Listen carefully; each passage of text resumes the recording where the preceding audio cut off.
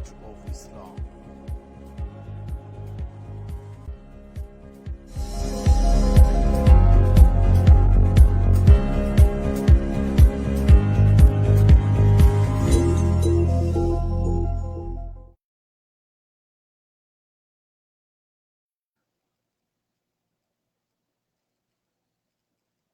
السلام عليكم ورحمة الله وبركاته. الحمد لله رب العالمين.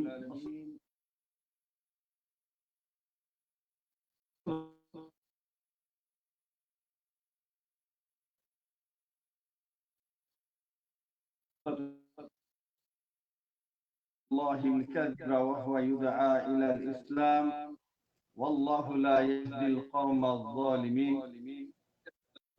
يريدون أن يطفئوا نور الله بأفواههم والله نوره ولو كره المشركون. صدق الله العظيم.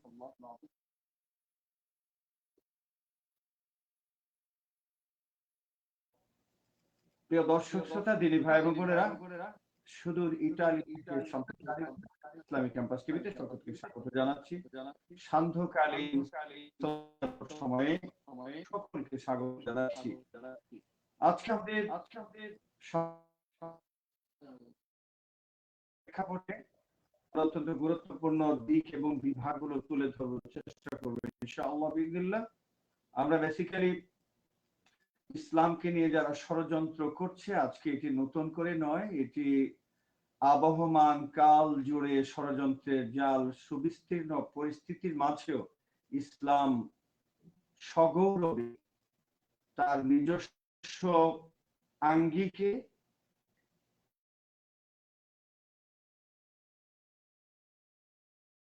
আল্লাহ সুবহানাহু ওয়া তাআলা চ্যালেঞ্জ করেছেন, ইউরিদুনা, তারা যতই চাক না কেন, যতই প্রচেষ্টা চালিয়ে যাক না কেন, লিইউতফিউ, মুখের ফুৎকারে আমার ইসলামকে দুনিয়া থেকে বিদায় করে দিবে। তারা স্বপ্ন দেখে, তারা চিন্তা করে, পরিকল্পনা করে। লিইউতফিউ নূরাল্লাহি বিআফওয়াহিহিম, আমার দ্বীনকে নির্বাক করে তারা উতিম্মু নূরিহি ওয়ালাউ কারিহাল কাফিরুন, উতিম্মু নূরিহি ওয়ালাউ কারিহাল মুশরিকুন।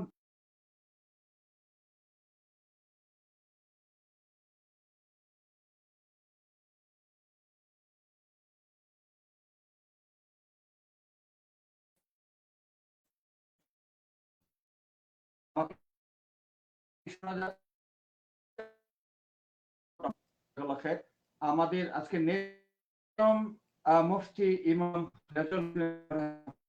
কাছে আসতে চাই। মোহতারাম, আপনার সাউন্ড ঠিক আছে কিনা? আসসালামু আলাইকুম। মুফতি রেজাউল করিম হাফিজাহুল্লাহ, আসসালামু আমাকে আলাইকুম শোনা ওয়া যায়? রাহমাতুল্লাহি ওয়া বারাকাতুহু। জি, আপনাকে শোনা যাচ্ছে। মুফতি রেজাউল, আসসালামু আলাইকুম ওয়া রাহমাতুল্লাহ। আমাকে শোনা যাচ্ছে?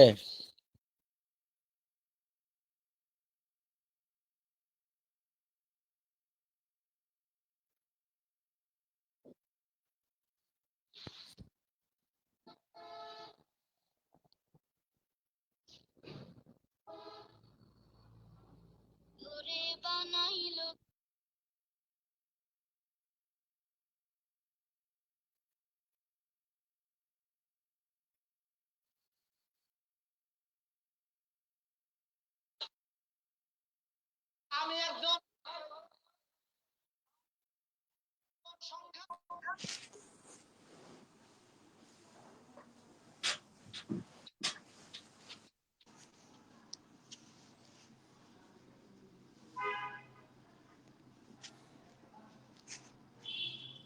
أهلا وسهلا شيخ متضمن من لندن.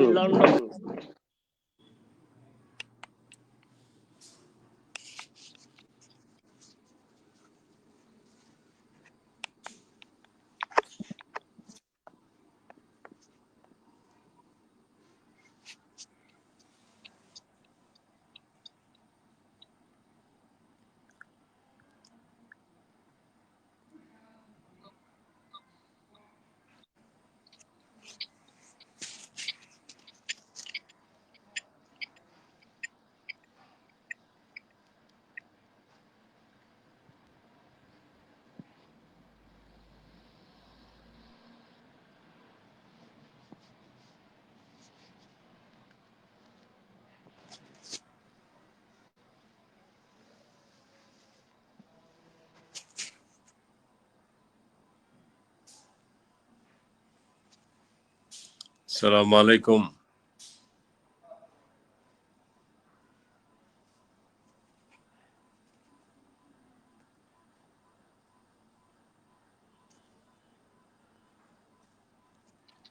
উস্তাদ কেমন আছেন? জি আলহামদুলিল্লাহ। আমাদের সম্মানিত উপস্থাপক শেখ কারিয়ামুল ইসলাম দামাত বারাকাতুহুল আলিয়া নেট সংক্রান্ত দুর্বলতার কারণে আউট হয়ে গিয়েছেন।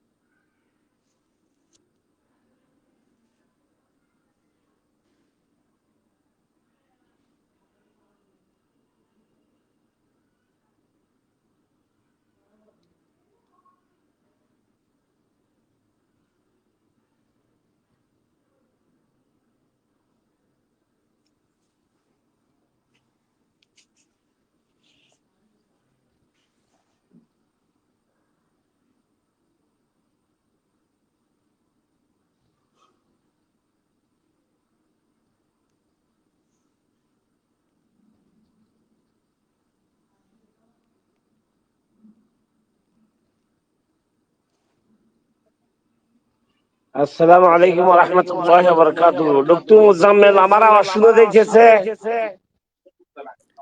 وعليكم السلام يا دكتور، ما أشوفك حتى الآن. না সাউন্ড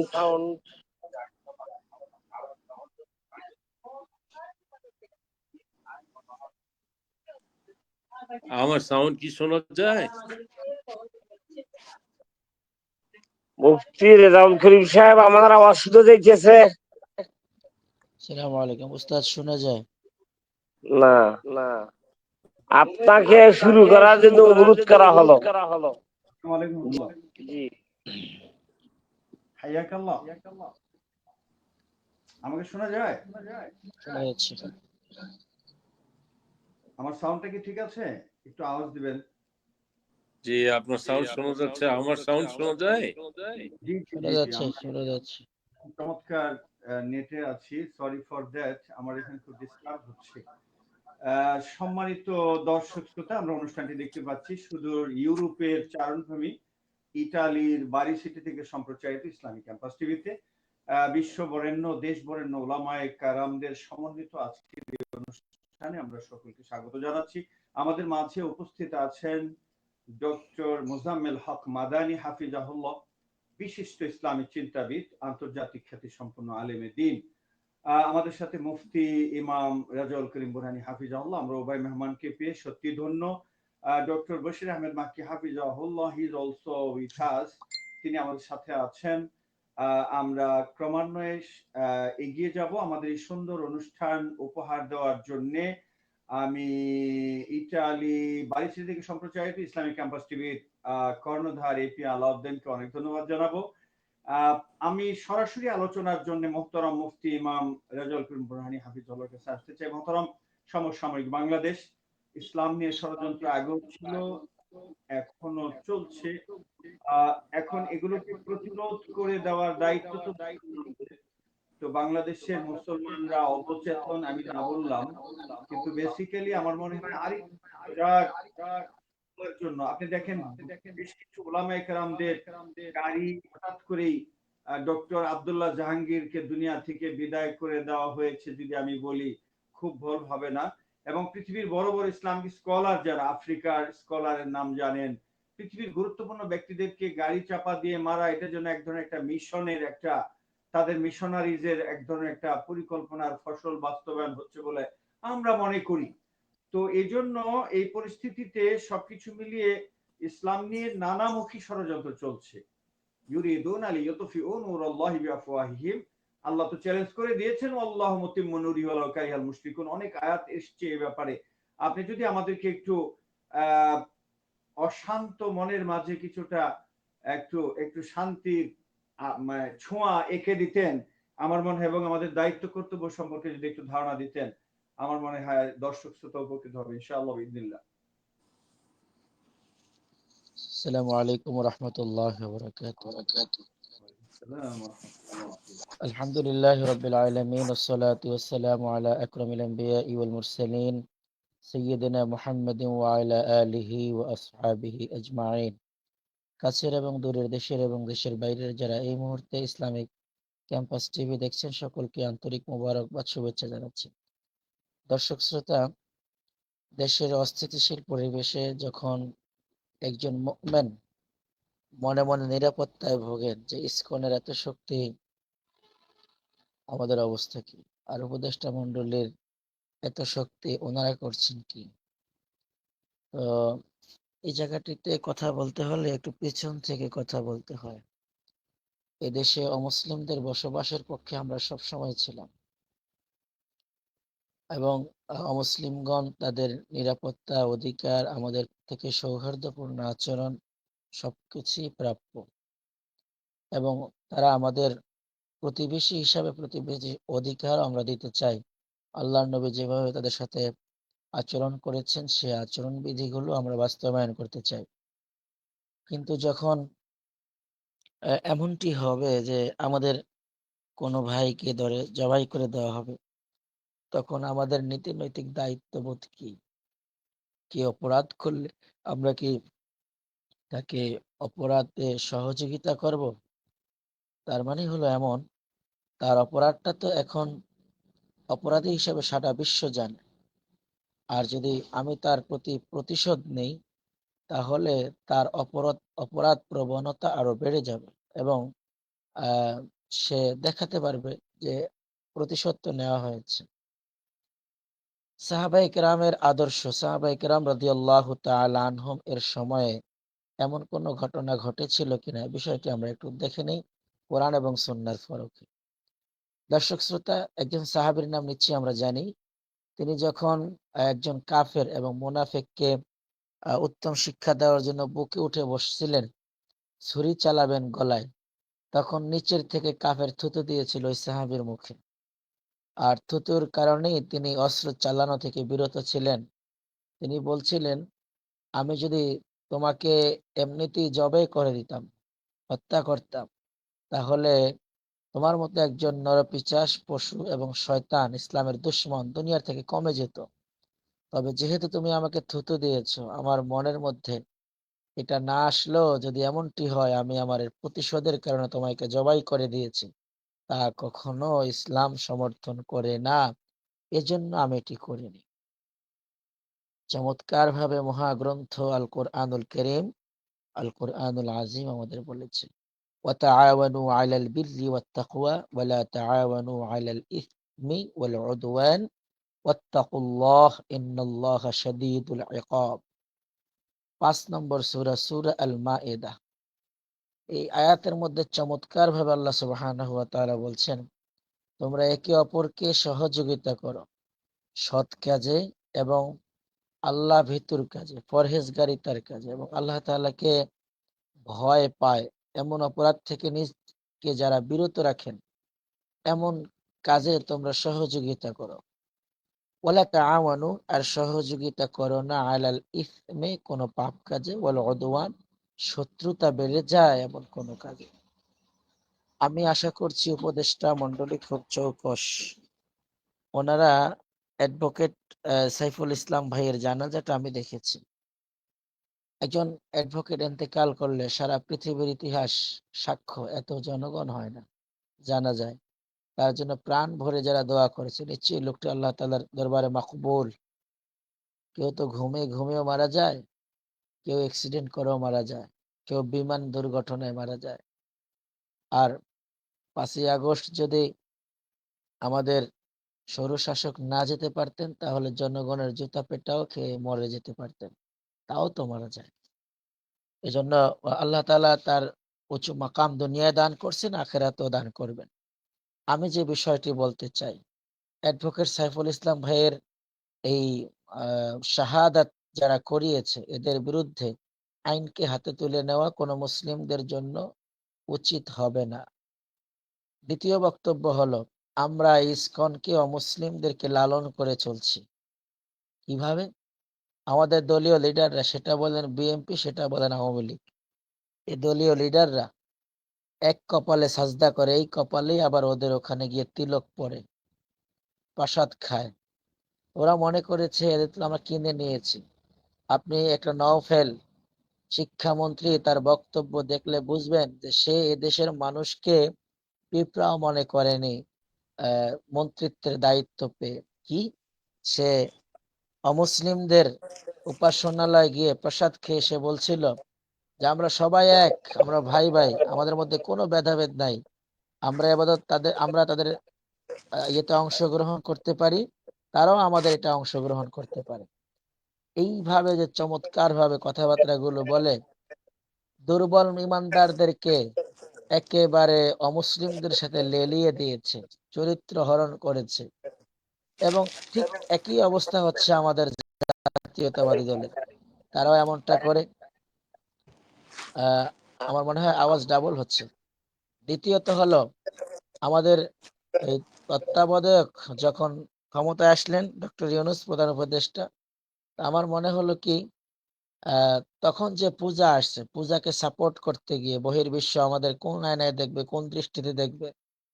আমরা উলামায়ে কেরামও বিভিন্ন বিভিন্ন পূজা মণ্ডপে গিয়েছি, কেউ সেখানে গিয়ে নিজের কৃতিত্ব ঝেড়েছে, কেউ দোয়া করেছে, কেউ সঙ্গীত গিয়েছে, কেউ আবার তাদের পক্ষে কথা বলেছে। তার মানে আমরাও কম নই। আমরা ক্ষমতায় গেলে পূজায় মনে হয় প্রধান অতিথি আমরা থাকব, এবং ওখানে যদি নামাজ পড়া যায় আছে আমরা পড়ে ফেলবো। আমাদের অবস্থা হলো এই, আমরা এত অতি আবেগী। দর্শক শ্রোতা, শুধু ইসকনের ভাইয়েরা নিশ্চয়ই আমাদের কথাগুলো শুনবেন।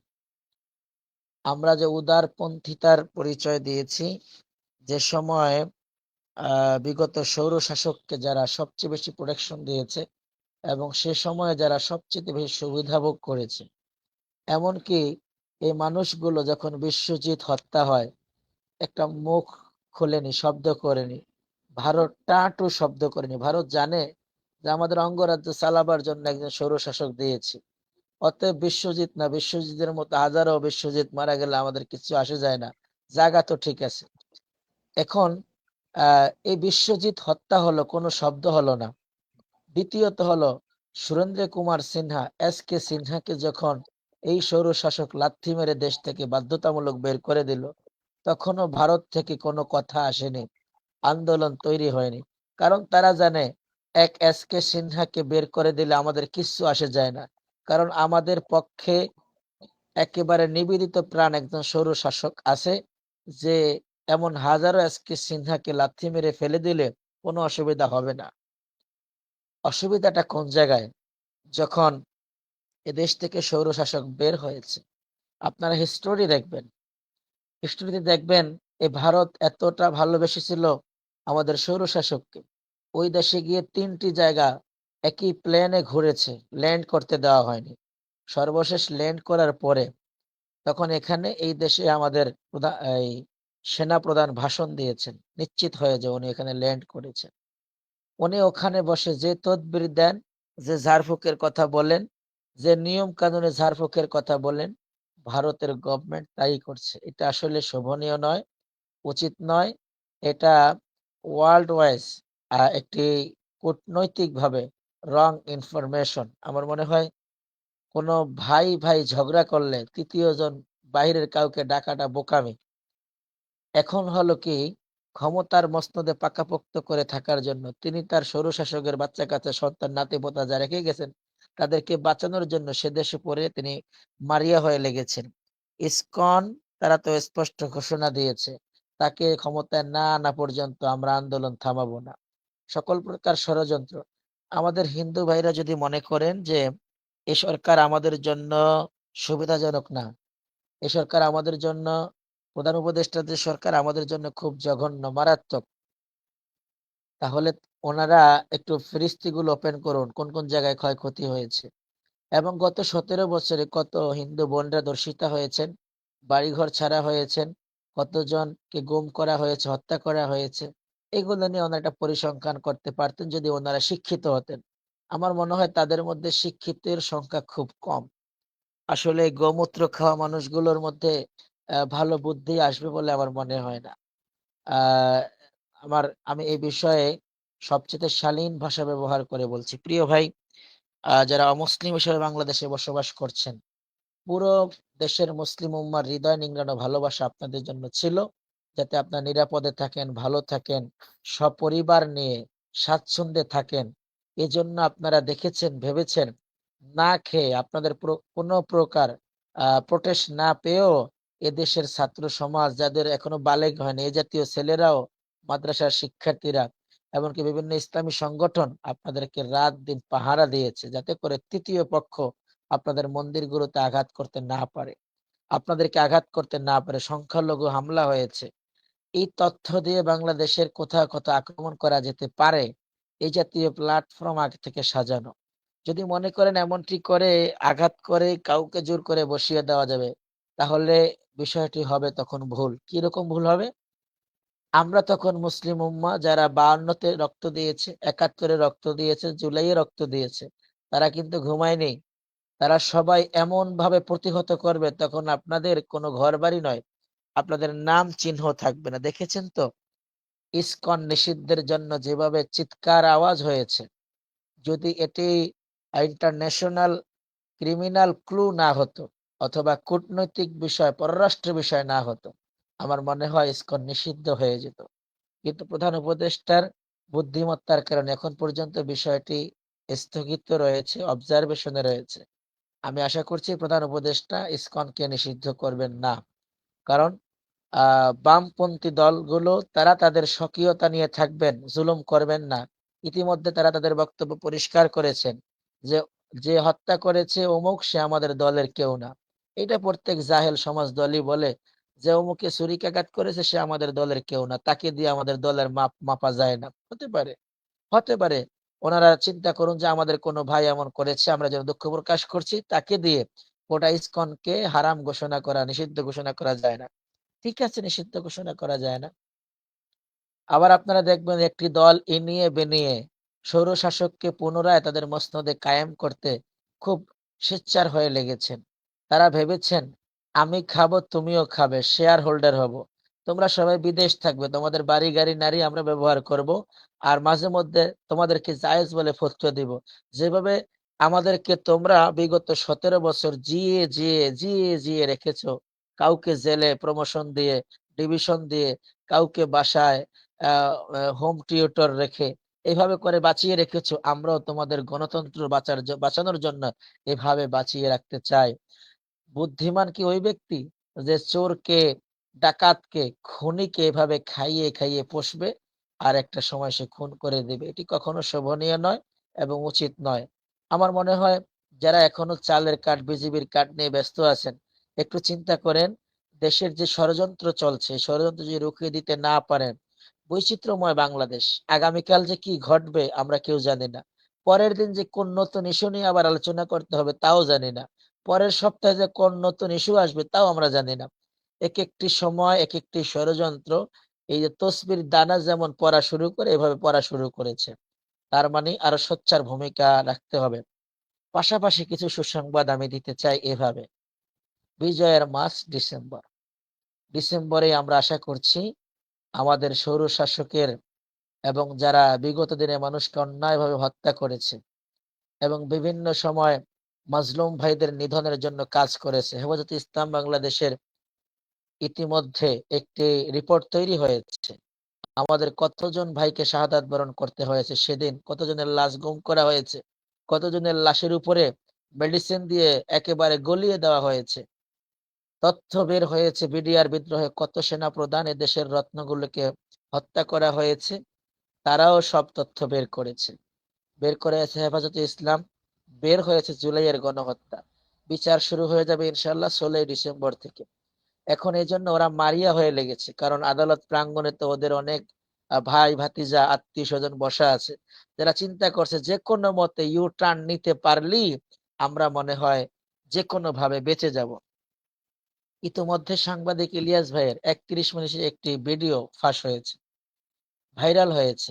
কিছু তথ্য তিনি এমন দিয়েছেন যে আমাদের মন্ত্রণালয়, সচিবালয়, সেনাবাহিনী, বিমান বাহিনী এবং পুলিশ বাহিনীর মধ্যে এখনো পর্যন্ত সৌর শাসকের প্রায় 70% লোক জায়গায় জায়গায় এমন জায়গায় বসা আছেন, তারা চাইলে যে কোনো সময় ক্লু করে এ দেশকে ষড়যন্ত্রের মুখে ফেলে দিতে পারেন। এমনকি প্রধান উপদেষ্টা যেন প্রধান উপদেষ্টা না হতে পারেন, তাকে শপথ গ্রহণের 2-3 ঘন্টার আগেও মেরে ফেলার জন্য ক্লু হয়েছে। এগুলো কি প্রমাণ করে যে আসলেই এ দেশটি ষড়যন্ত্র দৈনন্দিন চেহারা পাল্টাচ্ছে। এই জন্য আমার মনে হয় যে ধীরগতি নয়, বরং বুঝে শুনে যে পথ চলে তিনি খুব বিজ্ঞ, এবং যিনি চটপট করে সিদ্ধান্ত নেয় তিনি বিজ্ঞ নন। এই জন্য রাসূল সাল্লাল্লাহু আলাইহি ওয়াসাল্লাম বলেছেন আত-তানি মিনাল্লাহ ওয়াল উজলাতু মিনাশ শাইতান। ধীরস্থির পদক্ষেপ আল্লাহর পক্ষ থেকে এবং তাড়াহুড়া করা আল্লাহর পক্ষ থেকে। হ্যাঁ, মুসলিম উম্মাহ বিচার চাইবেন, ইসকনের নিষিদ্ধ ঘোষণার দাবিও করবেন, বিচারও চাইবেন। পক্ষান্তরে উপদেষ্টা মণ্ডলী চুপ থাকবেন, কূটনৈতিক মহলকে নিয়ে ইসকনকে নিয়ে মিটিং করবেন, কথা বলবেন। এগুলো শোভনীয়, কারণ একদিনে বাংলাদেশ থেকে ইসকন বিদায় করে দেওয়ার কোনো সুযোগ নেই, একদিনে ইসকনকে নিষিদ্ধ করে দেওয়ারও কোনো সুযোগ নেই। আমরা এগুলো করেছি, এগুলো আমাদের বিমা কাসাবাত আইদিন নাস, এগুলো আমাদের হাতের ইনকাম। আমাদের জনপ্রতিনিধি যখন এদের সাথে বুক মেলালো, তখন কেন আমরা মাথা উঁচু করে বলতে পারিনি, এমপি মহোদয় আপনি মসজিদে আসলেন আবার বিকেলে পূজায় গেলেন, আপনি আমার মসজিদে কখনো আসবেন না, আপনি আমাদের এমপি নন? কখনো বলতে পারিনি। ওই মুমিনরাই এখন 6 ওয়াক্ত নামাজ পড়ে, ওই মুমিনরাই এখন তাহাজ্জুদের নামাজ পড়ে, ওই মুমিনরাই এখন নফল রোজা রাখে আর মাসালা দেয়। হারাম হারাম। এই জন্য আমাদের ইমানের কারণে জহরাল ফাসাদু ফিল বাররি ওয়াল বাহরি বিমা কাসাবাত আইদিন নাস। এজন্য তাড়াহুড়া করে কোনো কাজ করা আমার মনে হয় মঙ্গল আসবে না। বরং ইসকনের ভাইদের জন্য আমরা মেসেজ দিয়েছি যে প্রিয় ভাই, যিনি অপরাধী আইনের দৃষ্টিতে, তার অপরাধের বিচার হওয়াটা স্বাভাবিক। আপনি মনে করেন একজন বিচারের আওতায় আসলে তিনি হয়তো সর্বোচ্চ ফাঁসির আসামি হবেন, কিন্তু এ নিয়ে ভারতকে লেলিয়ে দিয়ে বাংলাদেশের উপরে আপনি রাজ কায়েম করবেন কিংবা গণহত্যা শুরু করবেন কিংবা বিমান হামলা করবেন, এটি শোভনীয় নয়। বরং এটির কারণে আরো খারাপ পরিবেশ হবে। কেমন? মানুষের দেহের মিডল পয়েন্টে যে অঙ্গটি বসবাস করে তার নাম হচ্ছে লিভার। লিভারে যখন সিরোসিস হয় তখন এটা ক্যান্সারের রূপ নেয় যদি কন্ট্রোল করতে না পারে। আমি ওই ভারতের ওই ভাইদের প্রতি যারা উগ্র, যারা নিজেরা সিদ্ধান্ত নিয়ে ফেলে, সে ভাইদের দৃষ্টি আকর্ষণ করতে চাই, ভাই লিভার সিরোসিস হয়েছে, যদি এখনো নিয়ন্ত্রণ করতে না পারি ক্যান্সারের রূপ ধারণ করবে। লিভারটা পচে গেলে আর ব্যক্তি বেঁচে থাকে না। আর যদি আমি বলি বাংলাদেশের 3 দিকেই হলো ভারত, একদিকে মহাসাগর, তাহলে মনে করবেন যে ভারতের লিভারের কাজ করছে বাংলাদেশ।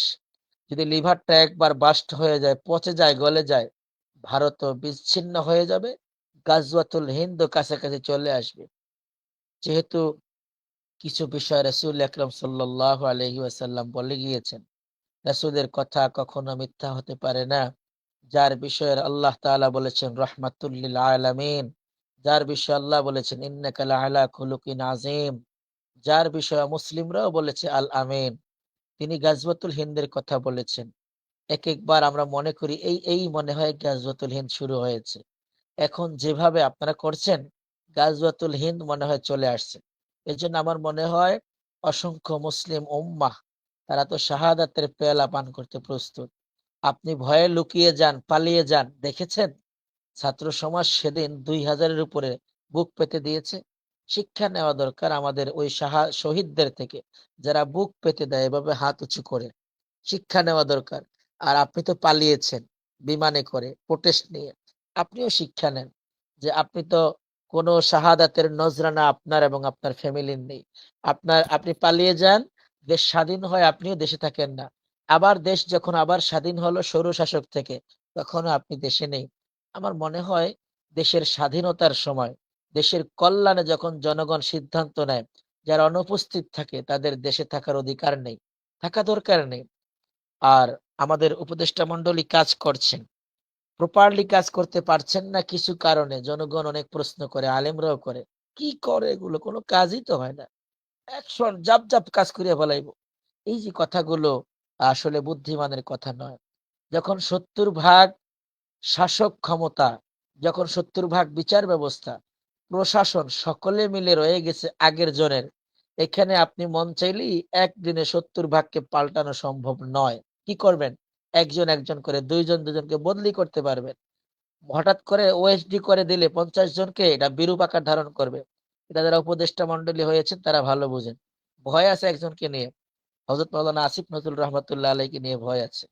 তিনি যে কোনো সময় উল্টে যেতে পারেন, পাল্টে যেতে পারেন। এই জন্য আমার যে বক্তব্যগুলো আমি দিয়েছি, বাংলাদেশ নিয়ে ষড়যন্ত্র আজকের নয়, অনেকদিন আগ থেকে। এই ভূমিটি যেন ভারতের হয়ে যায়। তারা এই স্বপ্নটি আজকের থেকে নয়, 1952 থেকে দেখা শুরু করেছেন। 1971-এ তাদের স্বপ্ন ভেঙে গিয়েছে। ভেঙে যাওয়ার পর সব চুরি করে নিয়ে গেছেন। এরপরে ভাবছেন যে এটা রাষ্ট্র হওয়ার যোগ্যতা রাখে না, সব নিয়ে ফেলছি। এখন যখন আবার দেখলেন না, এটা তো ঘুরে দাঁড়িয়েছে। এবং এদের রেমিটেন্স অনেক বেশি, এদের প্রজনন ক্ষমতা বেশি। এরা তো গোমূত্র খায় না, এদের বুদ্ধি বিবেক বেশি, বহির্বিশ্বে গিয়ে টাকা কামায়, কূটনৈতিক ভাবে এরা শক্তিশালী। সুতরাং এদেরকে অঙ্গরাজ্য বানাতে হবে। এমন সরকারকেই বারবার ফিট করতে হবে যে সরকার আমাদের আঙ্গুলের ইশারায় চলে। তারা এই পর্যন্ত সফলও হয়েছেন। একটি পর্যায়ে এসে যখন দেখলেন যে না, আমাদের হাতে আর সফলতা নেই, সফলতা মনে হয় ভেঙে চুরমার হয়েছে, আমাদের স্বপ্ন মনে হয় শেষ হয়ে যাচ্ছে, তখন তারা মারিয়া হয়ে লেগেছেন। না, যেভাবে পাকিস্তান তাদেরকে আহ্বান করছে, এই বিমান, ডাইরেক্ট বিমান দাও, এই ব্যবসা শুরু করে দাও। পাকিস্তানি আমরা, তোমরা উর্দু পারো, আমরাও পারি। আমাদের অধিকাংশ কওমি মাদ্রাসায় উর্দু পড়ানো হয়, আলিয়াও অনেক কারে পড়ানো হয়। এখন তারা যে ভাষায় মিল, বর্ণে মিল, নামাজে মিল, কালামে মিল, রোজায় মিল, হজে মিল, জাকাতে মিল, কিন্তু পূজায় আমাদের সাথে ওদের মিল নাই। সুতরাং এরা যে কোনো সময় পাকিস্তানের সাথে এক হয়ে, ঐক্যবদ্ধ হয়ে আমাদের বিরুদ্ধে রুখে দাঁড়াতে পারে। এদেরকে সেটা করতে যাওয়া যাবে না, বিভাজিত করে দিতে হবে। আলেমদের মধ্যে বিভাজন, তাবলিগের মধ্যে বিভাজন, হেফাজতের মধ্যে বিভাজন, খেলাফতের মধ্যে বিভাজন, চরমনের মধ্যে বিভাজন, এরপরে জামাতের মধ্যে বিভাজন। এভাবে বিভাজনের জন্য তারা উঠে পড়ে লেগেছে। আব্দুল্লাহ ইবনে উবাই ইবনে সালুলের ভূমিকায় রয়েছে ভারত। শুধু আমি ভারত বললে কথা ঠিক ঠিক হবে না, কারণ ভারতের অসংখ্য বুদ্ধিজীবী এমন রয়েছেন যারা বাংলাদেশ নয় সারা বিশ্বের কল্যাণে কাজ করছেন। দুই একজন মানুষের কথায় আমি যদি এই তথ্যটি ভারতের উপরে চাপিয়ে দেই, এটি বুদ্ধিমানের কাজ হতে পারে না। কারণ ভারতেও অনেক শাসক এমন রয়েছেন যারা সারা জীবনে অমুসলিম হলো একটি অসঙ্গতিপূর্ণ বিচার করেননি, মিথ্যা রায় দেননি, এমন অসংখ্য বিচারক রয়েছেন। এমন অসংখ্য ডাক্তার রয়েছেন যাদের চিকিৎসা আমার দেশের অনেক মানুষ ভালো হয়েছে। এই জন্য উগ্রপন্থী কিছু মানুষ যখন চেয়ারে বসে, আপনি ওই যে রানী বিলকিসের ঘটনা যদি কোরআন থেকে শুনেন তখন বুঝবেন। রানী বিলকিস জিজ্ঞেস করেছিল, হে আমার রাষ্ট্র সম্প্রদায়, সুলাইমান তো চিঠি লিখেছে, কি করতে পারি? তখন বাটপার সাইজের কিছু মন্ত্রী মিনিস্টার আছে যারা সবসময় লাগাইয়া দেয়, আগুন দেখলে তেল ঢেলে দেয়। তারা বলল, নাহনু উলু কুওয়াতিন ওয়া উলু বাসিন শাদীদ, আমাদের রয়েছে ট্যাঙ্ক, আমাদের রয়েছে অস্ত্র, সেনাবাহিনী, এই সেই সব রয়েছে, আপনি কিসের ভয় পান, বলেন সব শেষ করে দিব। এইরকম ফার্ম দেওয়ার কিছু লোক ওই দেশেও রয়েছে। সুতরাং ওই দেশে আবার বুদ্ধিমান লোকও রয়েছে। সবকিছু মিলে ওই দেশের বুদ্ধিমান যারা এবং ওই দেশের শাসক বর্গের মধ্যে যারা ন্যায় নীতিবান এবং বাংলাদেশকে যারা অসংখ্য দিন লালন করেন, স্নেহ করেন, ভালোবাসেন, আমি তাদের আকুল আবেদন করছি, দৃষ্টি আকর্ষণ করছি, প্রিয় ভাই, ইসকন নামক এই বিষয়টি নিয়ে অমুসলিমদের আমাদের আমাদের বাচ্চারা যেভাবে আমাদের কোলে লালিত হয়, আমি তো বিশ্বাস করি, আমি একজন ইমাম হিসেবে কথা বলছি দায়িত্ব নিয়ে, অমুসলিমরা আমাদের কোলেও সেভাবে লালিত হয়েছে বাংলাদেশে। আপনারা অন্যের কথায় কান ভারী করে যে কোনো সিদ্ধান্ত নিলে এটা আপনাদের জন্য অমঙ্গলজনক হবে। কুরআনুল কারীম সূরা হুজুরাত 49 নম্বর সূরা আল্লাহ বলেছেন, ইন জাআকুম ফাসিকুম বিনাবাইন ফাতাবায়ানু। আমরা ভারতের সাথে সম্প্রীতি নষ্ট করতে চাই না, পাকিস্তানের সাথে সম্প্রীতি নষ্ট করতে চাই না। তবে যেসব উগ্রপন্থীদের জন্য আমার অনেক মুসলিম ভাইয়েরা কাশ্মীরে নিধন হয়েছেন, মারা গিয়েছেন, উগ্রপন্থীদের জন্য, উগ্র মতবাদের জন্য যে আমার অ্যাডভোকেট সাইফুল ভাই প্রাণ দিয়েছেন, আমি সেই উগ্রবাদীদের বিরুদ্ধে কথা বলতে চাই। তারা হতে পারে জঙ্গি, তারা হতে পারে ভঙ্গি, তারা হতে পারে ঢঙ্গি, তারা হতে পারে ষড়যন্ত্রকারী, তারা হতে পারে স্বৈরাচারের দোসর, তারা হতে পারে ষড়যন্ত্রকারীদের দোসর, তারা হতে পারে দেশের লুণ্ঠনকারী, তারা হতে পারে দেশে ভৌমত্ব সার্বভৌমত্ব নষ্টকারী ষড়যন্ত্রকারীদের কেউ। তাদের জন্য গোটা ভারতকে আমরা দায়ী করছি না, গোটা ভারত সমাজকে, গোটা ভারতের জনগণকে আমরা দায়ী করছি না, বরং আমরা বলছি এই ষড়যন্ত্রকারীদের ব্যাপারে ভারতেরও সজাগ দৃষ্টি রাখা উচিত। আর না হয় একটা সময় এমন এক প্লাবন আসবে, চীন আপনাদেরকে ভালোবাসে না, বাংলাদেশ যতটুকু ভালোবাসে, বাংলাদেশের রেমিটেন্স দিয়ে ভারতের অনেক চিকিৎসালয় চলে, এজন্য রাগশাক দিয়ে কোনো লাভ নেই। ভারতে চিকিৎসা বন্ধ করে দেবেন, কি হবে? বাংলাদেশে ভালো চিকিৎসা চলে, এখান থেকে মানুষ আর ওখানে যাবে না, পাকিস্তান যাবে, পাকিস্তান ফ্রি করে দেবে medical, medical visa free, medical free. এই জন্য আমার মনে হয় তেজ দেখিয়ে লাফালাফি করে কখনো সমাধান হয় না, সমাধান হয় ঠান্ডা মাথায় বুঝের মাধ্যমে। এজন্য আমার মনে হয় ভারতেও যারা বুদ্ধি নিয়ে চলাফেরা করেন, কূটনৈতিকভাবে যারা অন্যান্য কান্ট্রির সাথে যোগাযোগ সম্পাদন করেন, এবং ভারতে অনেক ওলামায়ে কেরাম রয়েছে, তাদের সাথে আপনারা বসতে পারেন, প্রায়োরিটি দিতে পারেন। আপনারা যদি ভারতের কাশ্মীরে মুসলিম হত্যা নিধন বন্ধ করে দেন এবং আমার দেশে উগ্রবাদ চলবে না, থাকবে না, এটা যদি নিশ্চিত করেন, আমরা আপনাদের সাথে আমাদের ডান হাত মেলাতে রাজি আছি, আপনাদের সাথে আমাদের ব্যবসা চলবে, এটা আমরা রাজি আছি। মোহাম্মদুর রাসূলুল্লাহর নীতিতে আমরা আপনাদের সাথে সেই নীতিতে চলবো, রাজি আছি। কিন্তু আপনারা যদি মনে করেন যে না, কাশ্মীরে মুসলিম নিধন হবে, মুসলিম ভারতে থাকবে না, সংখ্যালঘু তারা তারা থাকতে পারবে না, আমরা কিন্তু আপনাদের দেখা দেখি বাংলাদেশে সংখ্যালঘু বলে অমুসলিমদের হত্যা করব না, তাদেরকে আমরা ভালো আপ্যায়ন করব, ওই মক্কার মানুষের মতো, মদিনার মানুষের মতো, এবং তাদেরকে আমরা ভালোবাসবো এবং তাদেরকে আমরা লালন করে চলবো। তবে এর প্রতিদান প্রতিফল বেশি ভালো হবে না এমন। আপনি মক্কা বিজয়ের দিকে তাকান প্রিয় ভারতের বন্ধুগণ, যারা উগ্রপন্থী, যারা ইসকনের দোসর এবং যারা স্বৈর শাসকের দোসর, আপনি খেয়াল করে দেখুন, মক্কার জাহেলেরা নির্ধারণ করে দিয়েছিল যে মক্কা থেকে যারা মদিনায় যাবে তারা মক্কায় পুনরায় ফিরে আসতে বাধ্য নন, কিন্তু মদিনা থেকে যারা মক্কায় হিজরত করে যাবে তারা কখনো আর মক্কা থেকে ফিরতে পারবে না। মুসলিমরা একটা সুন্দর চান্স পেয়ে গেল যে মক্কায় যারা যাবে মদিনা থেকে, তারা মক্কায় থেকে দাওয়াতি কাজ করবে, প্রয়োজনে হাতে পায়ে ধরবে, কান্নাকাটি করবে, তারপরে মুসলিম বানিয়ে ছাড়বে। তারা এসে চমৎকার ভাবে কাজগুলো করলেন। মদিনায় তারা আসছে বেড়াতে, মক্কা থেকে কাফেররা আতিথেয়তা কাকে বলে, কত প্রকার কি সবকিছু যখন তারা করা শুরু করেছে, একটা সময় কাফের গুলোরা একাত্র হয়ে মিটিং করলো যে আমরা মদিনায় গেলে বেশ, আমরা খুব আনন্দের সাথে সানন্দে স্বাচ্ছন্দ্যে আমরা বসবাস করি, খাওয়া দাওয়া করি, পিকনিক করি, আমরা আমাদের নিজেদের মতো করে চলাফেরা করি, মুসলিমরা আমাদের খাদেম হয়ে যায়, এর চেয়ে সৌভাগ্যের আর কি আছে? আমার মনে হয় মুসলিমরা মদিনায় গিয়ে আমাদের অভাব বোধ বুঝতে পেরেছে। আর যখন মক্কায় এসে দেখলো যে নিজের ছেলেটা মুসলিম হয়ে গেছে, নিজের দাসীটা মুসলিম হয়ে গেছে, সে এখানে একজন মুসলিম খেদমত করছে, তখন এরা চিন্তা করলো যে না, আমাদের ওই ল্যাংটা হয়ে মক্কা তাওয়াফ করার চাইতে ওরা নামাজ পড়ে যা পড়ে করুক, ওরা তো আমাদের বিরুদ্ধে আর কোনো কথা বলে না, ওরা তো আমাদের খেদমতে নিয়োজিত। একটা সময় যখন আস্থা অর্জিত হয়েছে, মদিনায় এসে এরা আপ্যায়ন পেয়ে, খাবার পেয়ে, যখন মুসলিমদের হালাল খাবার তাদের পেটে ঢুকেছে, একটা সময় ফাতহুম মুবিন, চূড়ান্ত বিজয়ের জন্য আল্লাহ তাআলা মুহাম্মদুর রাসূলুল্লাহকে ডেকে নিয়ে গেছেন। তখনই হয়েছে হুদায়বিয়ার সন্ধি। সেদিন আল্লাহ ইচ্ছে করে, কৌশল করে মক্কার কাছের থেকে আল্লাহ মুহাম্মদুর রাসূলুল্লাহ সাহাবায়ে কেরামকে ফিরিয়ে দিলেন। হিকমত কি, মাল হিকমা ফি হুদায়বিয়া, ফি শুরুতিল হুদায়বিয়া, হুদায়বিয়ার সন্ধির মধ্যে হিকমত কি? আল্লাহ তাআলা সুবহানাহু ওয়া তাআলা দেখেছেন সাহাবায়ে কেরামের মধ্যে বিজয় উল্লাসের জন্য এবং বিজয়কে ধরে রাখার জন্য যে শক্তি সামর্থ্য দরকার তা পুরোপুরি অর্জিত হয়নি। এজন্য আল্লাহ মক্কার কাছ থেকে মক্কা দেখিয়ে তাদেরকে বললেন, যাও কোরবানি করে চলে যাও, তবে চলে যাওয়াটাই ফাতহুম মুবিন, ইন্না ফাতাহনা লাকা ফাতহাম মুবিনা। প্রিয় দর্শক শ্রোতা, অতি আবেগী হয়ে, অতি উদ্যোগী হয়ে, অতি আপন হয়ে, ইসলামের কেউ হয়ে, ইসলামের লিডারশিপ আপনি পাননি, আপনি কোনো মন্দিরে হামলা করবেন, কোনো ইসকনকে ধরে বেঁধে রাখবেন, অমুসলিমকে গালমন্দ করবেন, অমুসলিমদের উপাসনালয় নিয়ে বাজে মন্তব্য করবেন, তারা অজ্ঞতাবশত আপনার আল্লাহকে নিয়ে গালমন্দ করবে।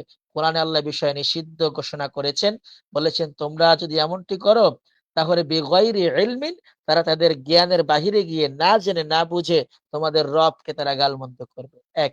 ২ নম্বর হচ্ছে, যেহেতু বিষয়টি কূটনৈতিক বিষয়, প্রশাসন ইতিমধ্যে অনেককে গ্রেপ্তার করেছেন, বিচারাধীন আছে। এখন বিচার ব্যবস্থা প্রমাণ করবে তারা কি করতে চায়। আর যেহেতু এটি শুধুমাত্র মুসলিম অমুসলিমদের সাথে রিলেটেড না, এটি বাংলাদেশের সার্বভৌমত্বের সাথে রিলেটেড একটি হত্যাকাণ্ড, এবং ইসকন নিষিদ্ধ হওয়া এবং থাকা এটিও রাষ্ট্রের সার্বভৌমত্বের সাথে রিলেটেড, যার কারণে বিষয়টি নিয়ে সিদ্ধান্ত নিতে কিছু সময় ক্ষেপণ করতে হবে, বুঝতে হবে, আন্তর্জাতিক অঙ্গনের সাপোর্ট নিতে হবে এবং সে পর্যায়ে গিয়ে বিষয়টি মীমাংসা করতে হবে। এজন্য আমরা অতি আবেগী হয়ে, অতি উদ্যোগী হয়ে মুসলিম উম্মার পক্ষ থেকে এমন কোনো কিছু না করে ফেলি যেটা আমাদের ভবিষ্যতে সিদ্ধান্ত নিতে কষ্ট হয়। এবং এমনি আমাদের যারা মিডিয়া রয়েছে, সম্মানিত উপস্থাপক, আপনি খেয়াল করে দেখবেন মিডিয়াগুলো এখন পর্যন্ত আমাদের পজিটিভ কোনো কথা প্রচার করে না। সেই স্বৈরশাসকের মিডিয়ারাই রয়ে গেছে, শুধু চেহারা পাল্টিয়েছে। আর এখন আগে ছিল আব্দুল্লাহ, এখন আব্দুর রহমানের দায়িত্বশীল, কিন্তু ওই যে আব্দুল্লাহ তো ভিতরে রয়েই গেছে। এজন্য আমার মনে হয় মিডিয়া তাদেরকে বেশি কাভারেজ করবে, আমাদেরকে নয়। এই জন্য আমরা এই জায়গাগুলো সব গুছিয়ে চেঞ্জ করতে আমাদের সময় থাকবে। ওলামায়ে কেরাম একটি দল কাজ করছেন, ঘুমান নাই। তাবলিগের ভাইয়েরা কাজ করছেন, হেফাজতের ভাইয়েরা কাজ করছেন, জামাতের ভাইয়েরা কাজ করছেন, কাজ সবাই করছে।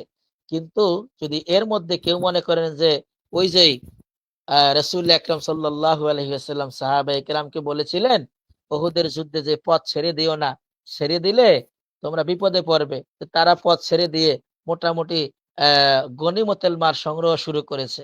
তো আমাদের ভাইয়েরাও মোটামুটি কাফের মুশরিক কিংবা ওই যে স্বৈরাচারের দোসরদেরকে বাধা দেওয়া বিরত থেকে, তাদেরকে দেখাশোনা করা বিরত থেকে, ষড়যন্ত্র রুখে না দিয়ে তারা এখন গনিমতের মাল নিজের মাল মনে করে খাওয়া শুরু করেছে। কে কয়টা বিজিবির কার্ড নেবে, কে কয়টা বিধবা ভাতার কার্ড নেবে। এমন বিধবা ভাতার কার্ড, নিজের স্ত্রীর নামে বিধবা ভাতার কার্ড, নিজের বয়স ৩০ তার নামে বয়স্ক ভাতার কার্ড, নিজের মেয়ে এখনো বিয়ে দেয় নাই তার নামে হলো মাতৃত্বকালীন ভাতা। আল্লাহ তাআলা জালেমদেরকে হেদায়েত দান করেন। এরা এমন করে করে এখন ওই গনিমত মনে করে খাওয়া শুরু করেছে। আমার মনে হয় ওই যে অহুদ যুদ্ধের মতো এরা সব ছেড়ে দিবে, আর ওরা এসে ঢুকে যাবে, এদেরকে অসংখ্য মানুষকে হত্যা হতে হবে, শাহাদাত হতে হবে। আল্লাহ তাআলা বিচ্ছিন্নভাবে আমরা যে কথাগুলো বলেছি আমাদেরকে এর মধ্যে পজিটিভ যে কথাগুলো দেশ ও জাতির কল্যাণে বলেছে আল্লাহ আমল করার তৌফিক দান করেন। আযা মা ইনদি ওয়াল ইলমু ইনদাল্লাহ আলাইহি তাওয়াক্কালতু ওয়া ইলাইহি উনীব। আসসালামু আলাইকুম ওয়া রাহমাতুল্লাহি ওয়া বারাকাতুহু। السلام ورحمة الله وبركاته. حياكم الله والله يرضى عليك يا شيخ الكريم العزيز. আল্লাহ তাওয়িল আমরাক। অনেক বেশি দোয়া আপনার জন্য, চমৎকার আলোচনা উপহার দেওয়ার জন্য আপনাকে ধন্যবাদ জানাচ্ছি। আপনার এই এত গুছালো দর্শী মানে আলোচনাতে আমি অভিভূত হচ্ছি এজন্য যে গোটা জাতি আজকে শঙ্কিত, আতঙ্কিত, যে কি করবে বুঝতে পারছে না। পরামর্শ যাদের কাছে আশা করে তারা হয়তো পরামর্শটা তাদের জানা নেই, তারাও অজ্ঞতাবশত প্রবল ইসলামের কি বলবো প্রতি অনেক বেশি ভালোবাসা নিয়ে তারা এমন কোনো পরামর্শ দিয়ে বসবেন যেটি অনেক বড় ক্ষতি হয়ে যাবে। এই যে রণকৌশল, একটি ছোট্ট বাংলা শব্দ, রণকৌশল মানে যুদ্ধাঙ্গনে কি বলবো যুদ্ধের অঞ্চলে সেখানে আপনার এই যুদ্ধকে প্রশমিত করা, যুদ্ধকে বাঁধিয়ে দিলে রক্ত, জীবন অনেক কিছু নষ্ট হয়ে যায়, সেজন্য যুদ্ধটাকে অ্যাভয়েড করা। আজকে গাজওয়াতুল হিন্দ যখন শুরু হবে সেটি আল্লাহ সুবহানাহু ওয়া তাআলা চূড়ান্ত ভাবে করবেন, তার আগে বারবার যুদ্ধ লাগা অথবা বারবার মুসলমানদের প্রাণহানি, সম্পদহানি ঘটা, বারবার এতিম হওয়া, বিধবা হওয়া, এই যে চিত্র যেগুলো গোটা বিশ্বের বিভিন্ন প্রান্তে হতে চলেছে বা হয়েছে, আজকে ফিলিস্তিন, সে মিয়ানমার, বার্মার কথা বলছি, কাশ্মীর, আপনার বহু উপত্যকায় আমরা এই ধ্বংসলীলা আমরা দেখেছি বারবার। সুতরাং আমরা আসলে শান্তিপ্রিয় ইসলাম, সাল্লিম সালাম ইসলাম, এই যে শান্তি মানে আহ্বান নিয়ে ইসলামের যে পদচারণা, ইসলামের যে যে খেদমত গোটা বিশ্বময় চলছে, সেটিকে আল্লাহ সুবহানাহু ওয়া তাআলা যেন সমন্বয় করেন। আপনার কথাগুলো যেন বুঝবার আল্লাহ সুবহানাহু ওয়া তাআলা গোটা জাতিকে তৌফিক দান করেন। প্রিয় দর্শক শ্রোতা, আমরা অনুষ্ঠানটি দেখছি এই মুহূর্তে ইতালির বাড়ি সিটি থেকে সম্প্রচারিত ইসলামিক ক্যাম্পাস টিভিতে। আমরা খুবই গুরুত্বপূর্ণ বিষয়কে তুলে ধরবার চেষ্টা করি এবং আমাদের ওলামায়ে কেরাম তারা প্রবল ব্যস্ততম জীবনেও আমাদেরকে সময় দিয়ে থাকেন। গ্রেটফুল টু মানে এভরিওয়ান, এখানে যারা সময় দিচ্ছেন আমাদেরকে, আমি একেবারে হৃদয় মনের গহীন থেকে আল্লাহ জাল্লা শানু আমেন ও শাহী দরবারে দোয়া করি যে এই যে কষ্ট, রাত এখন প্রায় 11টা পেরিয়ে যেতে চলেছে, সুতরাং এটি কোনো ছোট কাজ নয়, সাধারণ কাজ নয়। আল্লাহ যেন এর যাজা আপনাদেরকে দান করেন। আমি সরাসরি মোহতারাম ডক্টর বশির আহমেদ মাক্কি হাফিজাল্লাহর কাছে আসতে চাই। প্রিয় মোহতারাম, এখন আপনি এই মুহূর্তে চট্টগ্রামে আছেন, যদিও আপনি সৌদির বাসিন্দা, উমুল কুরা ইউনিভার্সিটির খেদমতে দীর্ঘকাল। আপনি গভীর রজনীতে আপনাকে কষ্ট দেওয়ার জন্য আমি আরেকবার কি বলবো এটাকে, দুঃখ প্রকাশ করছি না। এই খেদমতের জন্য আল্লাহ সুবহানাহু ওয়া তাআলা আপনার হিম্মত, সাহস এবং কওয়া আল্লাহ যেন আরো বাড়িয়ে দেন। আমি সরাসরি একটু আসতে চাই মোহতারাম, অনেক কিছু হচ্ছে এবং রাজুল করিম বুরহানি সাহেবের আলোচনায় আমি মুগ্ধ। এত চমৎকার করে তিনি কথাগুলো বলেছেন, আমার কাছে মনে হচ্ছে বাংলাদেশের 19 কোটি মানুষের কথাগুলো শোনা প্রয়োজন। এই যে সংযত কৌশলী হওয়া, হুদাইবিয়া মানে যখন মক্কা বিজয় করার সমস্ত প্রিপারেশন নিয়ে গিয়েছে, ইমানে বলে বলিয়ান হয়ে এত সাহাবায়ে কেরাম, সেখান থেকে ফিরে আসা, এই যে সবকিছু মিলে আপনি ইসকনের যে আপনার ষড়যন্ত্র, ইসকন তো মাত্র একটা, এরকম অসংখ্য অগণিত অজানা আপনার চারদিক থেকে অক্টোপাসের মতো আপনার জড়িয়ে আছে বাংলাদেশকে ধ্বংস করে দেওয়ার জন্য। আপনি এটা কিভাবে দেখছেন, বা আমাদের বর্তমানে এই মুহূর্তে কি করণীয়, কি করলে আমাদের আমরা ভালো থাকবো, আমরা নিরাপদে থাকবো? আপনার জবান থেকে দুটি আলোচনা আমরা শুনতে চাই। জাযাকুমুল্লাহ খায়র। ডক্টর বশির আহমেদ মাক্কি হাফিজাল্লাহ। মোহতারাম, আমরা আপনাকে শুনতে পাচ্ছি না। মোহতারাম, unmute please. Thank you so much. আসসালামু আলাইকুম ওয়া রাহমাতুল্লাহি ওয়া বারাকাতুহু। মোহতারাম, আওয়াজ শুনে দেখেছে? জি জি, শোনা আমি একটু গাড়িতে আছি, যে খুবই ইনশাআল্লাহ আমাদের দর্শক শ্রোতাকে বলবো যে আলহামদুলিল্লাহ, ইতিমধ্যে আমাদের বুরহানি সাহেব বেশ আলোচনা করেছে। আসল কথা হচ্ছে ওয়ালা তারকানু ইলাল্লাযীনা যালামু। আল্লাহ তাআলা ইরশাদ করেন, যারা জুলুম করেছে তাদের প্রতি আপনারা আকৃষ্ট হবেন না, তাদের সাথে চলবেন না, তাদের এমন কাজ করবেন না যেটা তাদের সাহায্য হয়। সুতরাং এই যে এত বছর যারা জুলুম করলো, যারা 15-16 বছর যাবৎ জুলুম করেছে জাতির উপর, তাদের প্রতি যদি আপনারা সহায়তা করেন, আল্লাহ তাআলা বলছে ফাতাবাসসাকুমুন নার, আপনাদেরকেও সেই জুলুমের মধ্যে শামিল করা হবে, জালেমদের মধ্যে গণ্য করা হবে। সুতরাং আপনি এমন কাজ করবেন না যে এই যে চট্টগ্রামে যে ছেলেটা অ্যাডভোকেট সাইফুল ইসলাম, যে ছেলেটা মারা গেল, যদি সে কিয়ামতের ময়দানে দাঁড়াই বলে আমি তোমার বাংলাদেশে জন্মগ্রহণ করছি বিধায় আমাকে হত্যা হতে হয়েছে, আপনি 18 কোটি মানুষ, আপনি আমি কি জবাব দিব তখন? যে শাহাদাত বরণ করেছে যে ছেলেরা, তামাল ছেলেরা রক্ত দিয়েছে, যারা এইরকম কি সবাই বলে আত্মহত্যার সামিল, কিন্তু এটা আত্মহত্যা নয়, তাদেরকে হত্যা করা হয়েছে। সুতরাং আপনি আমি কি উত্তর দিব? এখন অনেকে কথা বলে আপনারা এই করিয়েন না, সেই করিয়েন না। ভাই, অতীত যে জাতি অতীত ইতিহাস বলে যায়, সেই জাতি কোনো উন্নতি লাভ করতে পারে না। ইতিহাসকে ঘাঁটতে হবে। আপনি কোথায় থেকে কোথায় আসছেন এইটা আপনাকে কি করতে হবে, পর্যবেক্ষণ করতে হবে। আপনার সামনে কিভাবে চলবেন, চলার পথটা আপনাকে গতিবিধি নির্ধারণ করতে হবে।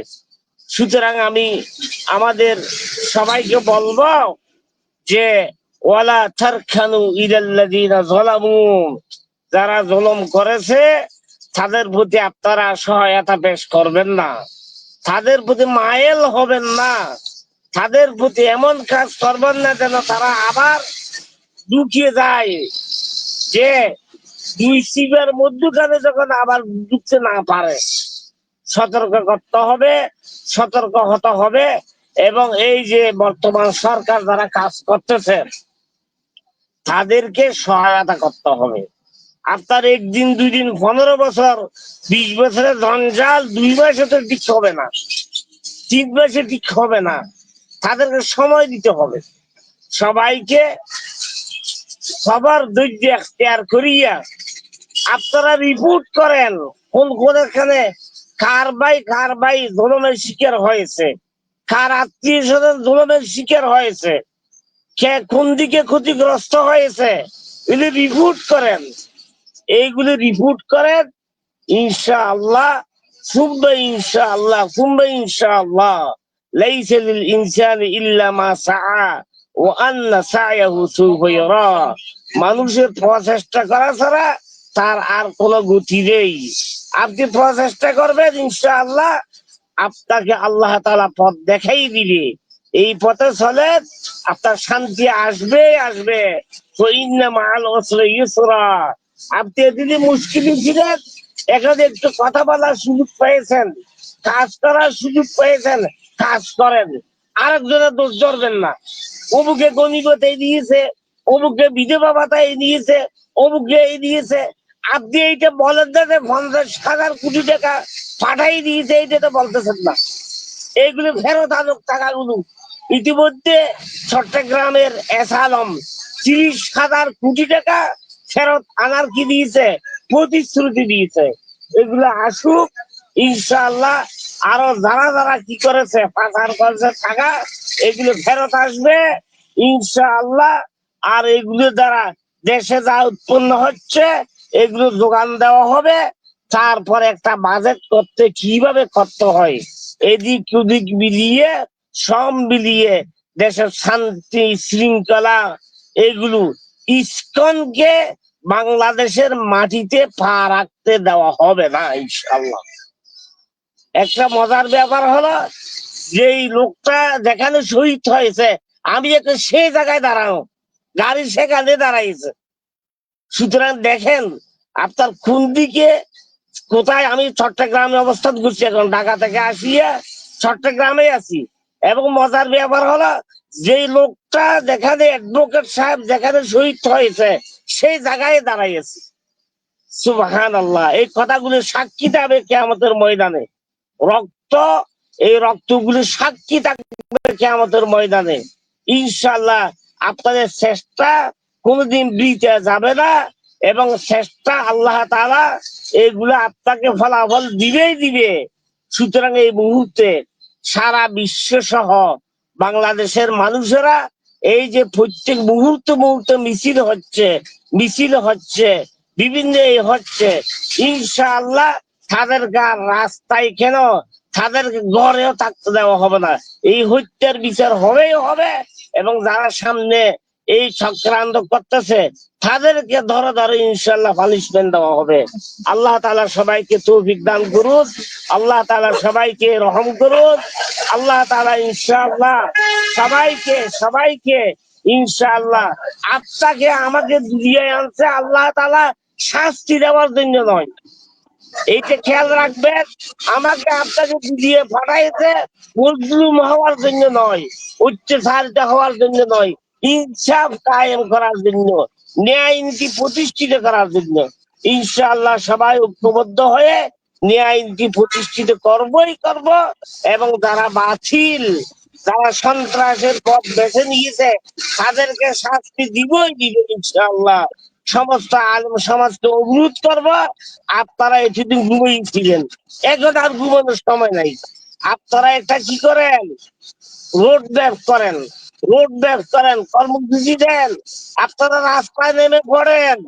এখন আর আপনার খতিবগিরি করিয়া, মসজিদে ইমামতি করিয়া, মাদ্রাসায় পড়াইয়ে, তফসির করিয়ে সময় ক্ষেপণ করার এই সময় আর নয়, এর বেশি সময় দিতে হবে। আল্লাহ তাআলা সবাইকে তৌফিক দান করুন। বারাকাল্লাহু ফিকুম, জাযাকুমুল্লাহু খাইরা। আসসালামু আলাইকুম ওয়া রাহমাতুল্লাহি ওয়া বারাকাতুহু। ওয়ালাইকুম আসসালাম ওয়া রাহমাতুল্লাহি ওয়া বারাকাতুহু। ইয়া শেখ আল কারীম, উপস্থাপক, আমি আমরা অনুষ্ঠানে আমি উপস্থিত। জি, আমি একটা জরুরি বিষয় বলতে চাই। সেটা নিয়ে আমাদের অনেক ওলামায়ে কেরাম বিভ্রান্তি ছড়াচ্ছেন এবং না জেনে। সেটা হলো সাতক্ষীরায় আজকে জামাতের কর্মীদের সম্মেলনে আমির জামাতের একটি বক্তব্যকে আহ ভুল ব্যাখ্যা দেওয়া হচ্ছে। বক্তব্যটি এমন, আমাদের ব্যাপারে তিনি বলেছেন, আমাদের ব্যাপারে ইসলামের প্রতিপক্ষ শত্রুরা অপপ্রচার চালায়। জামাতে ইসলামী ক্ষমতায় গেলে মহিলাদেরকে ঘর থেকে বের হতে দিবে না, আর যদি দেয় তাও আস্তে করে এনে জোর করে বোরকা পরিয়ে দেবে। জোর করে পরানো বোরকা লাগবে না। অর্থাৎ যে দেশে ইসলাম কায়েম হবে, এ দেশের মা বোনেরা আনন্দের সাথে তাদের ইজ্জতের জন্য তাদের সম্মানের মর্যাদার পোশাক পরিধান করবে। তিনি এই কথা বলেছেন। তারপরেও কোনো মা বোন যদি এই পোশাকের বোরকার বাহিরে থাকে, আমরা তাদের কথা দিচ্ছি, নিশ্চয়তা দিচ্ছি, কারো উপর জোর খাটানো হবে না। কারণ এদেশে শুধু মুসলমানরা বসবাস করেন না, অন্য ধর্মের লোকেরাও বসবাস করেন। তারা তো আমাদের ধর্ম গ্রহণ করেননি, তাদের জন্য ইসলামের পোশাক পরিধান করা ফরজ না। তারা যদি ইসলামের সৌন্দর্য দেখে মুগ্ধ হয়ে ইসলাম কবুল করে, সেটা ভিন্ন কথা। তাদের কাউকে ইসলাম গ্রহণ করতে বাধ্য করা হবে না। এই যে তার বক্তব্যের মধ্যে ইচ্ছে মতো কথাটি ঢুকিয়ে আমাদের কিছু ভাইয়েরা অপপ্রচার চালাচ্ছেন। আমরা এই বিষয়টির নিন্দা জানাচ্ছি। সত্য উপস্থাপনের জন্য আমরা সক্রিয় হই এবং এই মুহূর্তে একটি ইসলামী দল আর একটি ইসলামী দলের ভুল ধরা, বিভিন্ন আকীদা চেক করা, আমলের ত্রুটি ধরা, কার পাস করলি কার করলি নেই, কার জামা কালো সাদা টুপি পাগড়ি, আমার মনে হয় এগুলো নিয়ে কথা বলা, প্রোপাগান্ডা ছড়ানো একেবারে বাচ্চা সুলভ কাজ ছাড়া আর কিছুই হতে পারে না। আল্লাহ আমাদের সকলকে ধৈর্যের সাথে সামনের অবস্থাগুলো আহ আহ, প্রত- অবস্থাগুলোর আলোকে চলার তৌফিক দান করেন, অবস্থাগুলো অবজার্ভ করার তৌফিক দান করেন। আসসালামু আলাইকুম রহমতুল্লাহ। ওয়ালাইকুম আসসালাম ওয়া রাহমাতুল্লাহি ওয়া বারাকাতুহু। জাযাকাল্লাহু খাইর। আমি এই মেসেজ থেকে আমি ছোট করে একটু গোটা জাতির উদ্দেশ্যে আমাদের আলোচনা যারা শুনেন, এবং আল্লাহ সুবহানাহু ওয়া তাআলা যেন এমন কি করেন যেন আমাদের কথাগুলো জাতিকে বুঝবার তৌফিক দান করেন, সেটি হচ্ছে যে দিনের কথাগুলো আমরা যারা বলি, জাতীয় নেতৃত্ব যারা দিচ্ছেন, তাদের ওলামায়ে কেরামদের মাঝে তাদের কথাগুলো খুব হিসাব করে চিন্তা করে কথাগুলো বলতে হবে। ইসলামের ছোট খেদমত যারা করছেন, বড় খেদমত যারা করছেন, যাকে দিয়ে আল্লাহ যে কাজগুলো করাচ্ছেন, প্রতিটি কাজকে মূল্যায়ন করার চেষ্টা করতে হবে। ঘরে যখন ফসল চলে আসে, এই ফসল যিনি কেটে আনলেন, ডেফিনেটলি তার একটা বিরাট ক্রেডিট। বাট যিনি এই ফসলকে রোপণ করার জন্য জমিতে চাষ করেছিলেন, নেট দিয়েছিলেন, এখানে আগাছা সাফ করেছিলেন, সেখানে সার দিয়েছিলেন, প্রতিটি পদক্ষেপ বেড়া দিয়েছিলেন, প্রহরা দিয়েছিলেন, পানি দিয়েছিলেন, ইত্যাদি ইত্যাদি ইত্যাদি। সুতরাং আজকে ইসলাম যে পর্যায়ে আছে, প্রতিটি মানুষ লিখক লিখনির দ্বারা, বক্তা বক্তব্যের দ্বারা, আলোচক আলোচনার দ্বারা, খতিবগণ মিম্বরে দাঁড়িয়ে, আপনার যারা মুয়াজ্জিন তারা আহ্বানের মাধ্যমে, ওয়াইজিন তারা আলোচনার মাধ্যমে, প্রত্যেকটা সেক্ট যারা ব্রিলিয়ান্ট তারা ব্রেইন আপনার অ্যাপ্লাই করবার মাধ্যমে আজকে ইসলাম এত চমৎকার যে অবস্থায় আমরা এখন আছি, যে পর্যায়ে আছি।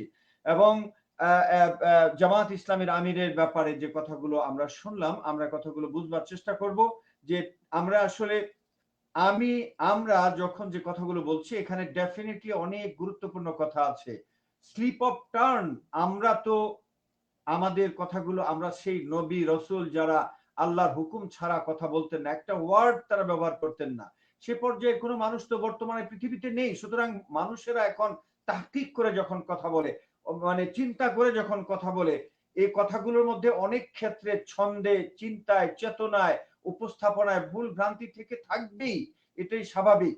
এতগুলো কথার মাঝে ছোট্ট একটু অংশ, এই অংশকে কেন্দ্র করে আজকে যারা বিভাজন সৃষ্টি করতে চান, আমি জানি না আল্লাহর কাছে কি জবাব দিবেন। এই ইসলাম নামক মানে ইসলামিক দল নামের মানে এই রাজনৈতিক দল, ইসলামিক দলগুলোর ব্যানারগুলো বড় চমৎকার, এবং হিংসায় আপনার কি বলবো ভিতরে কি আছে জানি না, যে এত হিংসার আগুন, অঘোষিত আগুন, মানে যেটা জ্বালিয়ে দেয়, জ্বালিয়ে দিয়ে তৃপ্তি পান যারা, আপনারা কিন্তু মানে জাতির জন্য মহা বিপদের কারণ হয়ে একটা বিস্ফোরার মতো আমরা দেখি আপনাদেরকে। সুতরাং কথাগুলো বুঝবার চেষ্টা করতে হবে। প্রত্যেকটা দল ছোট ছোট মতভেদ ভুলে যে মানে বিশাল বড় ব্যাপারে, বড় বিষয়গুলো, বড় বিষয় আল্লাহর প্রধান হুকুম আহকাম, ভূখণ্ড রক্ষার জন্য, জাতীয়তা রক্ষা করার জন্য, দিন রক্ষা করার জন্য, ইজ্জত হেফাজতের জন্য আমাদেরকে এখনো একত্রিত হয়ে যেতে হবে। আসুন আমাদের এই কথাগুলো আল্লাহ সুবহানাহু ওয়া তাআলা সকলকে বুঝবার তৌফিক দান করুন। এতক্ষণ সময় কাল ধরে আমাদের সম্মানিত অতিথিবৃন্দ যারা আমাদেরকে সময় দিয়েছেন, আমি আবারও I am grateful to you, যারা আমাদেরকে এই সময়টা দিয়ে থাকেন ইসলামিক ক্যাম্পাস টিভি পরিবারের পক্ষ থেকে সকলকে ধন্যবাদ জানিয়ে, আজকে যারা সম্মানিত আমাদের শ্রোতা দর্শক রয়েছেন এবং ভবিষ্যতে যারা অনুষ্ঠানটি দেখবেন, সকলের জন্য শুভকামনা করে, সকলের সাথে এই পৃথিবীতে বারবার এবং সেই মহাজগৎ জান্নাতে বারবার আমাদের সাক্ষাৎ হবে, আমাদের দেখা হবে আমাদের মহান প্রভুর সেই মহলে, রঙ্গমহলে, জান্নাতুল ফেরদাউসে। সেই পর্যন্ত আল্লাহ সুবহানাহু ওয়া তাআলা সকলকে ভালো রাখুন। সকলের জন্য শুভ কামনা করে আজকের মতো অনুষ্ঠানটিকে এখানে শেষ করতে চাই। ওয়া আখিরু দাওয়ানা আলহামদুলিল্লাহি রাব্বিল আলামিন। ওয়াসসালামু আলাইকুম ওয়া রাহমাতুল্লাহি ওয়া বারাকাতুহু।